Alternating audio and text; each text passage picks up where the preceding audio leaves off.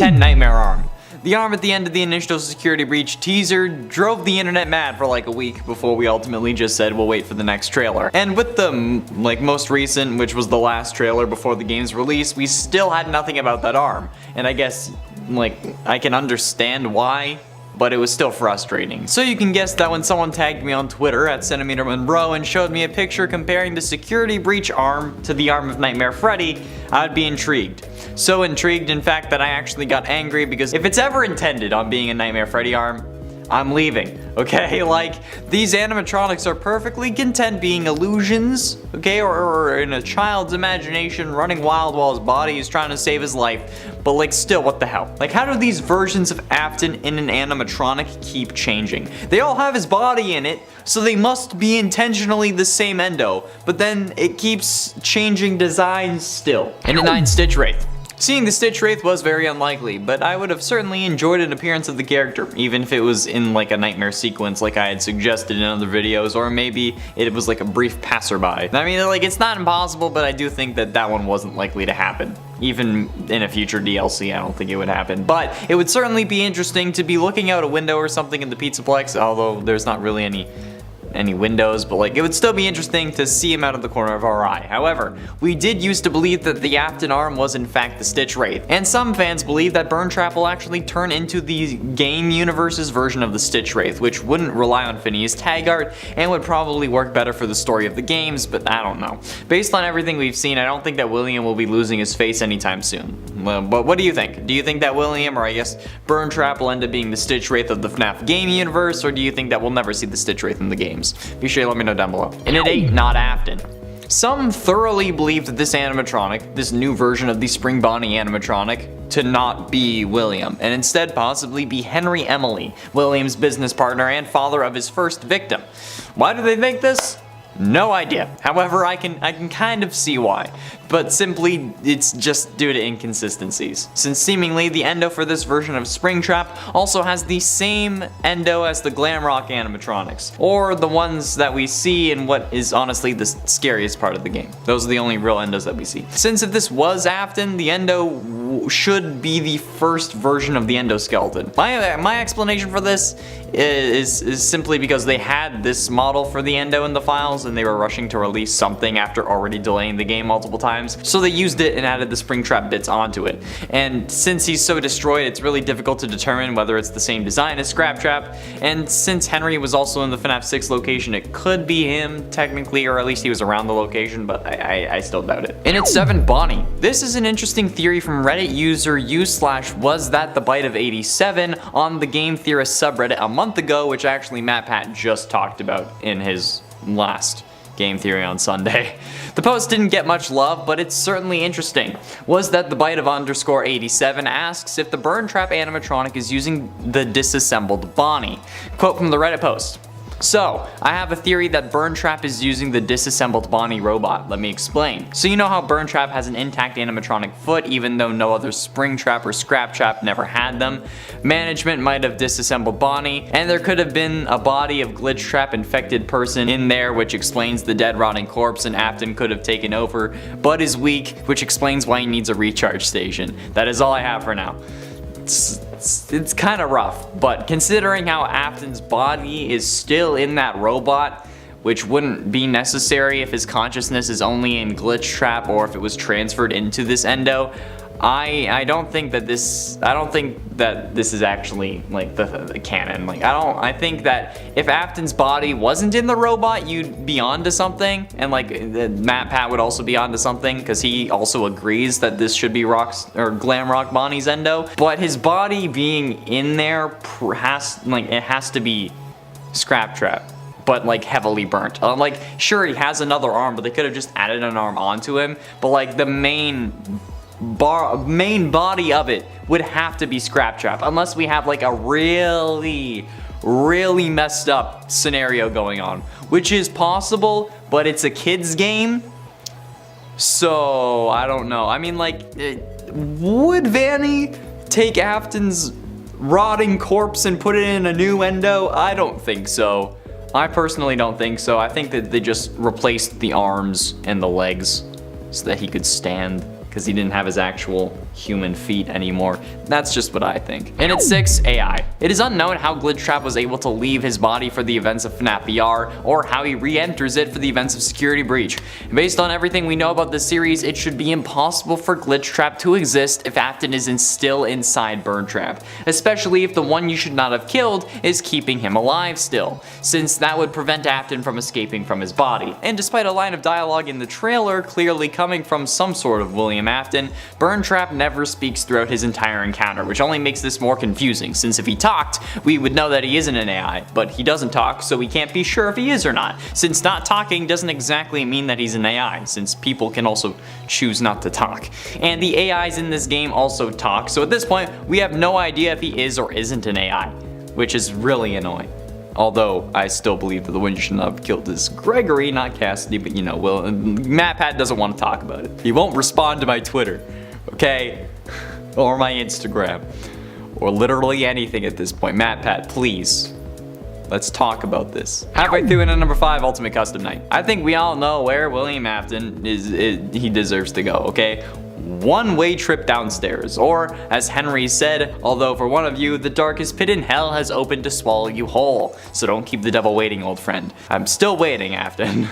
And you know what? We thought we had gotten rid of him. We thought that William was in hell for Ultimate Custom Night. However, this proves to not be the case when the Man Room 1280 was released, showing us that instead William had only been in a coma like his son years before. However, this time winning was him waking up instead of dying, only dying when he explodes in the Fazbear warehouse and creates Glitchtrap, but apparently this is no longer what happened. Because did William really possess a hard drive and become sentient code, or is there something more going on here? While yes, weird things in the series can be explained away with it's FNAF, or like a dream theory of something, but like, no, I'm not doing that, okay? That's the coward's way out, and I'm not a coward for the most part.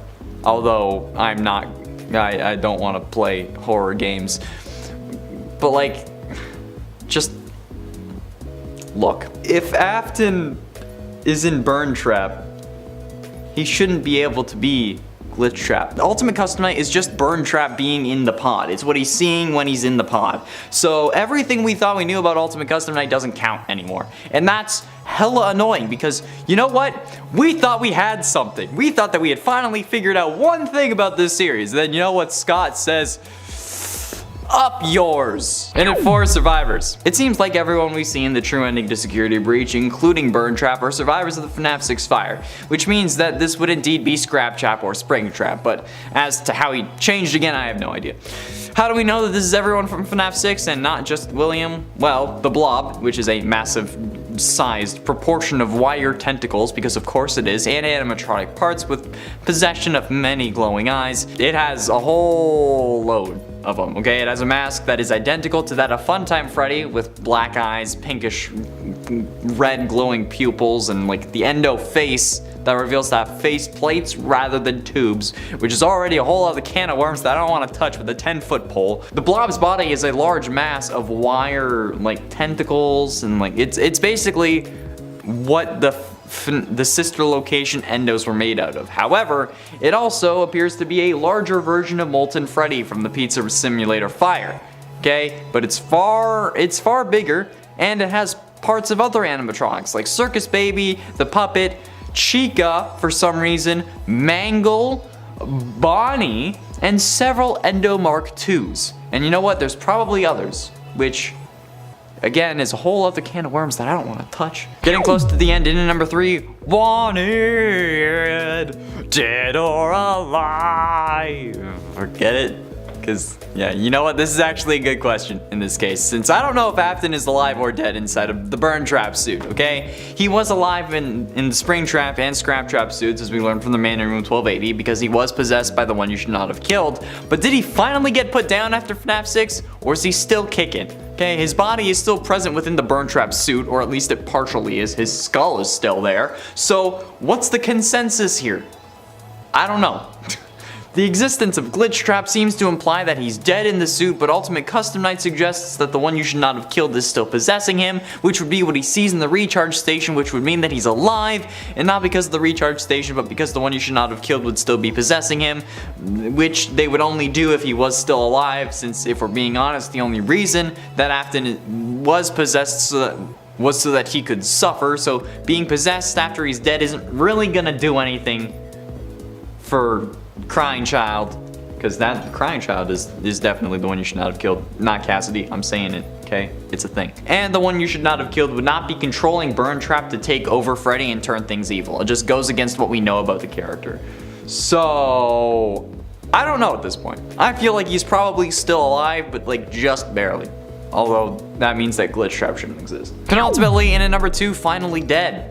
The true ending is seemingly one of the scariest parts of the game because it contains a load of things, okay? After making your way into Burntrap's area, Freddy will be taken over by Afton's newest form, and it's up to Gregory to defeat him by pressing 3 buttons outside of 3 monitors to burn Burntrap.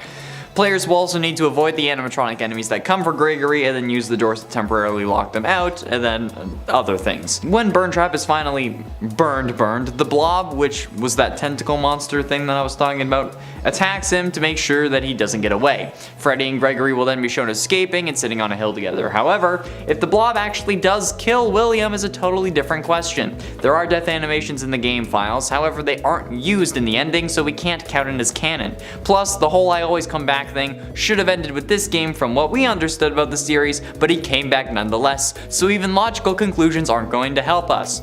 And if the blob was going to ensure William's death, it would then have to ensure its own death, so I doubt that it did it. God, just please let William finally be dead for the love of everything in life.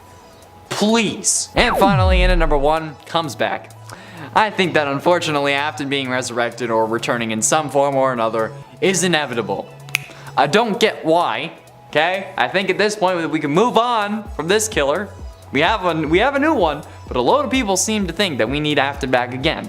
I put a poll up on like the Vanny facts lists that we know during the premiere. And even though the video is about Vanny, only 51% of people thought that she was better than Glitch Trap.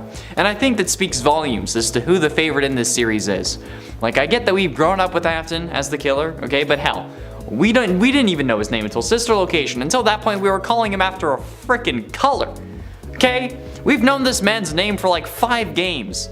That's literally half the series. That's half the time the series has been out. The first 4 games didn't have him, okay? He was just like, he wasn't even a character in the first game. Just a mysterious man the map pack compared to Nathan Dunlap, okay? Just end him. Finally, please! The concept of Burntrap has been annoying me since I first learned of his existence, since it seemingly exists separate from Glitch Trap. Up until this point, we were running under the assumption that William's body finally aided in the FNAF 6 fire, but that his soul ended up latching onto a hard drive that got scanned into Help Wanted, which is how Glitch Trap was born, because William was able to use the agony from the fire to keep on living and finally become a spirit, something like that. But with some of William's body still being in this suit, what the hell is going on here? That's what we're exploring and aim to answer today. And you know what? I think I did. The main issue I've been having is whether William is dead or alive. And there are a couple different things to consider here. Firstly, he is seemingly in a new endoskeleton, which would indicate that he's dead and Glitch Trap's consciousness is just being transferred into Burntrap spot via the recharge station. But his head is clearly visible. Like, you can see his skull and his actual human jaw, meaning that he could still be holding on to this world via that head, especially given who we're talking about here. The most stubborn to ever grace our screens. This also can't be innuendo, and just the model that they're using for the others since it was easier and they could release the game faster. This seems to be indicated by the way that Burntrap walks. If this was a new endoskeleton, why would he be shambling like a zombie? But the claws and repaired sections to the actual endo also seem to indicate that this is also a new endo and possibly even Glamrock Bonnie's. So there's a whole lot of wrong going on here.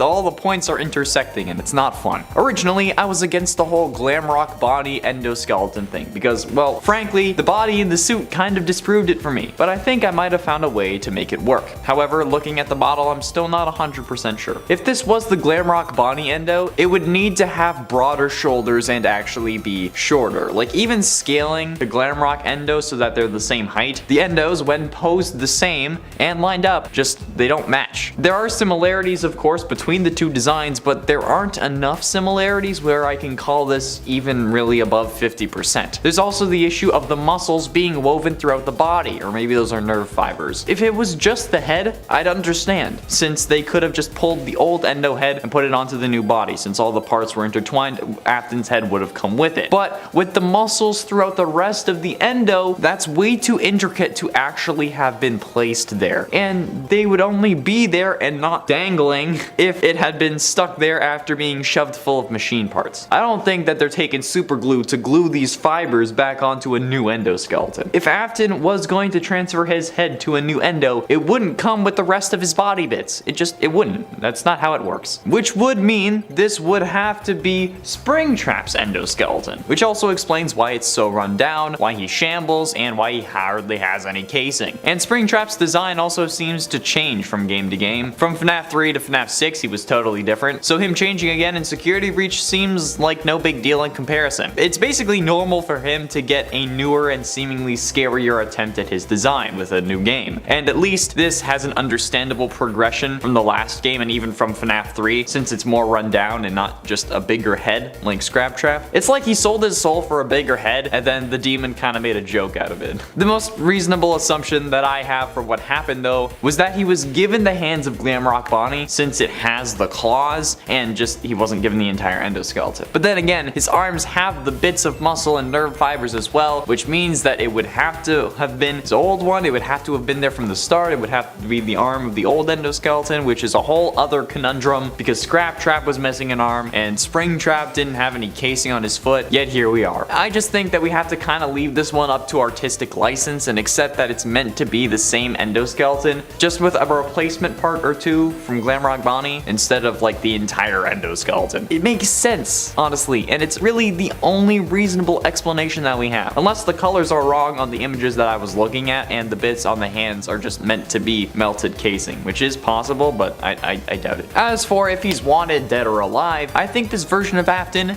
is actually finally dead. And honestly, I'm happy about that because it means that even if he's still here, we can kill him off for good. This is the most logical conclusion to me because, well, other than him basically being only a head, this guy has had multiple backslides of, oh, I'm dead, just kidding. And this time around, while we instantly predicted that he had indeed survived, I think that Scott is finally flipping the narrative on us. We predicted it, so it's not gonna happen. Afton is no longer connected to his body, as we can clearly see from the formation of Glitchtrap. And Glitchtrap being created would only be possible if Afton died, since the one you should not have killed was dead set on keeping him breathing. But Burntrap, this guy doesn't even have lungs anymore. So yeah, this version of Afton's body is dead, but his consciousness lives on. Like how there's like the conspiracy that Walt Disney froze his head. Yeah, well, that's kind of what they did with Glitchtrap. And then that programming was probably uploaded into his old host, or I guess vessel, since I've been rewatching Supernatural. Basically, this guy would be impossible if he wasn't just Afton's code loaded onto an endoskeleton. Plus, the eyes are clearly robotic this time around with purple pupils, rather than the previous iterations that had seemingly real eyes, Afton's actual eyes, since it was in suit mode after he got snapped. And opening his head in those like secret FNAF 3 screens revealed that it was actually like his eyes because they were seemingly in the same place. So, all in all, here's the story of Burntrap as far as I can tell. During the FNAF 6 fire, Afton passes out.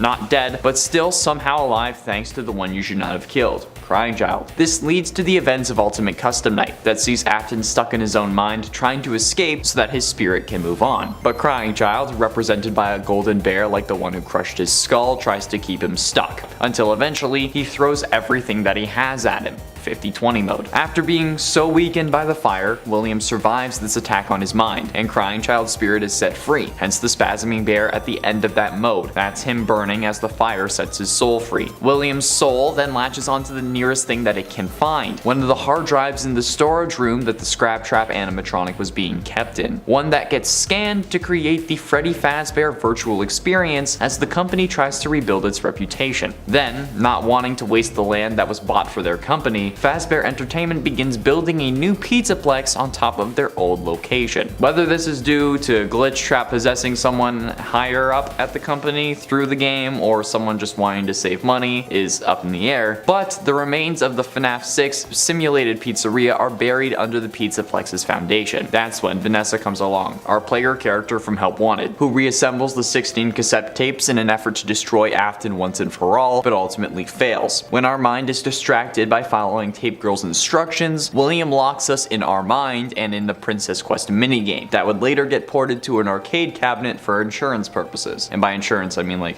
insurance on Vanessa so that she wouldn't easily be able to escape. As Vanny, William then uses the animatronics to dig out his body and put his old endoskeleton in a recharge station so that when he's able to transfer himself back into it, he'll be able to move. After all, at this point, he's not a spirit, but simply coding, which means that in another game, if he is still alive, we'll actually be able to kill him off. He also gives his old suit some upgrades in the form of Glam Rock Bonnie's hands and right foot. Why would he not go with a new, more powerful endo, you ask? Because it's William and his Spring Bonnie suit. It's his body in there. Of course he'd want it back. He's been that way for like at least 40 years at this point. It's all he knows. Then as Gregory and Freddy jump down into the pit, William can sense it. Either because he's an animatronic, because one or both of them are meant to be his kids, or something else, he activates his body even though it's not fully charged and tries to take over Freddy. He's not fully charged, hence the shambling, which Gregory ends up preventing with fire, which has surely traumatized Afton by now, and considering how he's only code, this time fire would actually finish the job. Eventually, the place actually catches on fire and Freddy and Gregory escape, but the blob grabs hold of William. Whether it was to save him or seal his fate is unknown, but this almost certainly isn't the end of William Afton's story. That's all the time we have for today, friends. Thank you all so much for watching. I have been in Shower Main Connor Monroe, and I'll see you in another video.